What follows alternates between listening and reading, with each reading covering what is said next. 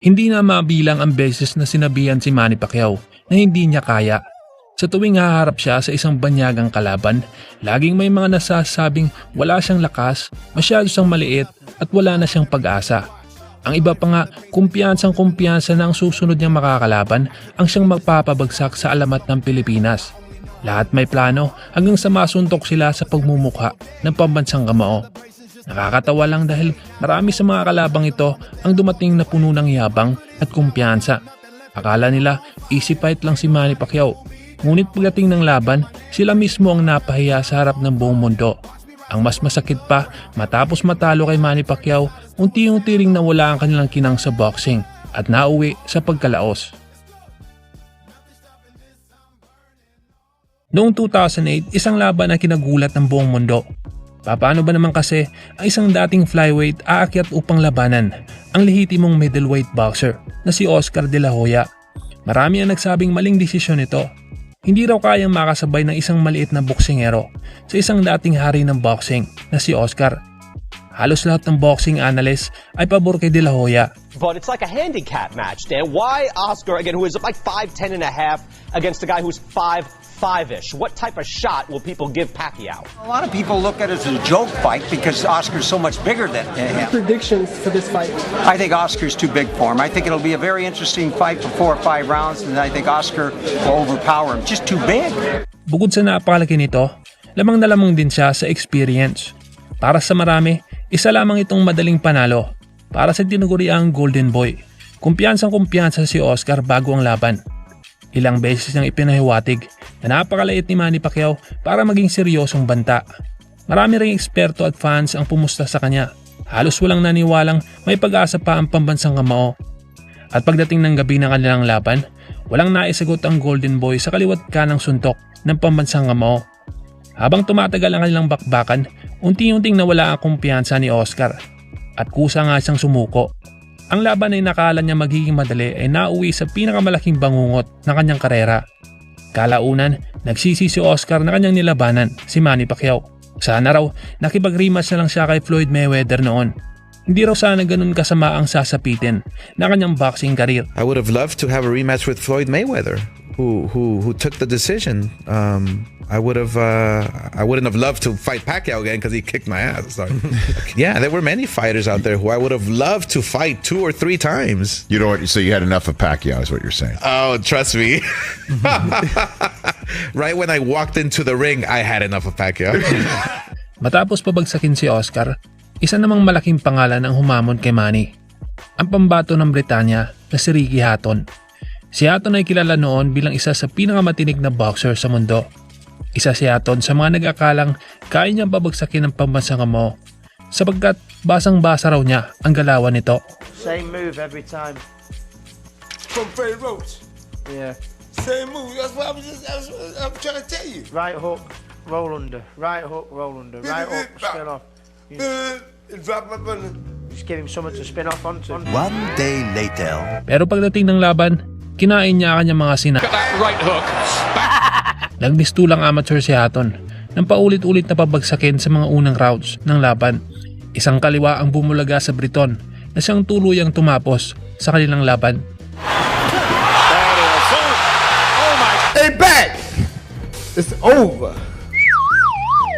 Hindi na muling nakabangon si Hatton. Tuluyan siyang nalaos at inaming na-depress ng gusto sa matinding pagka-knockout na kanyang sinapit. Isa rin sa mga naging maingay bago ang laban ay si Timothy Bradley. Kumpiyansang sinabi nitong kaya niyang talunin si Manny Pacquiao at kahit sino mang boksingero sa kanyang henerasyon. It's gone. It is, Manny. It's gone. I just feel that it's my time, and that's it. That's all. That's all it is. And I have nothing bad to say about you, Manny. I just feel that it's my time. That's it. My time. Bagamat kontrobersyal ang naging kung sino talaga ang mas mahusay.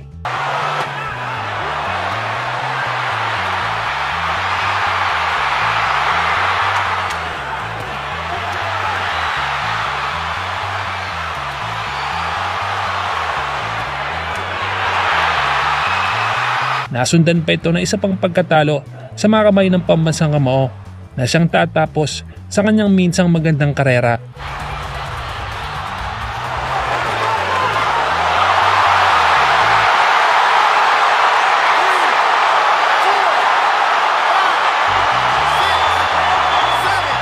Hindi na muling lumaban pa si Tim Bradley at kalaunan ay tuluyang nagretiro sa boxing. Isa rin sa mga boksingerong nagyabang sa pambansang Amao ay itong si Brandon Rios. Nilait na si Manny Pacquiao at ilang beses pa nitong tinrastok ang pambansang Amao. Brandon Rios is a badass and solita he's gonna get he's a Puto Pacquiao. Así es. Pendejo. I gotta go in there. I gotta retire you. Okay. I gotta retire Manny Pacquiao because I'm the next star. Akala niya siguro ay madadala niya sa mind games ang pambansang Amao.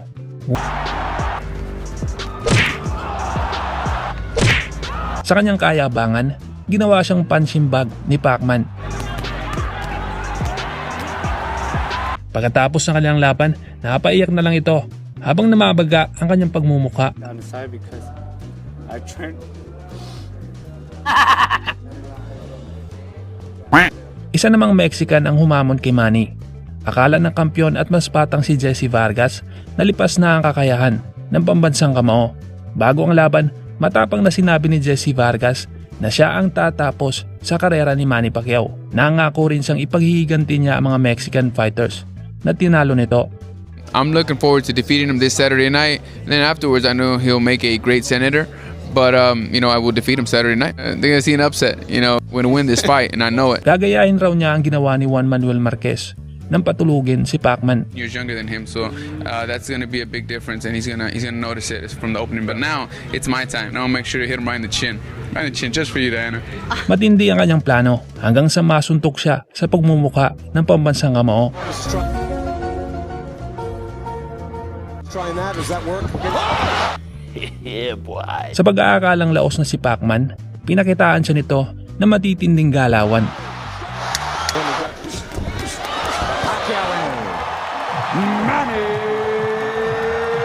Definitely gotta stay on your toes with Manny, and he's quick. He was in and out real quick, and Isa sa pinakamaingay at hambog na kalaban ni Manny Pacquiao ay etong si Keith Thurman. Pinagtawanan niya ang edad ni Manny at tinawag pa itong may T-Rex arms. Manny Pacquiao, T-Rex arms. Pop, pop, pop. Kumpiyansa niyang sinabi na siya ang magpaparetiro sa alamat ng Pilipinas at sisirain niya ang karera nito. This little bunny rabbit, the way he hops around in the ring, I'm not gonna lose to no bunny rabbit. Believe that, okay? Pacquiao's a little fighter, so it's a big fight against a little guy. I believe I would have destroyed Manny Pacquiao 5 years ago when he was with Top Rank. So I don't think Manny's style could ever beat my style. Handa na raw siyang wasakin ang pagmumukha ng pambansang Kamao. Of course, I have all the intentions to hurt him. Come July 20th, he will disappear. Okay? Akala ng hambog na ito na kaya niyang tibagin si Manny Pacquiao sa kanyang mga sinasabi. Nang dumating ang gabi na kanilang laban, pinakitaan ito ni Manny Pacquiao kung ano talaga ang isang tunay na elite fighter. Sa kanyang kagaguhan, pinatikim siya ng malutong na suntok ni Pacman.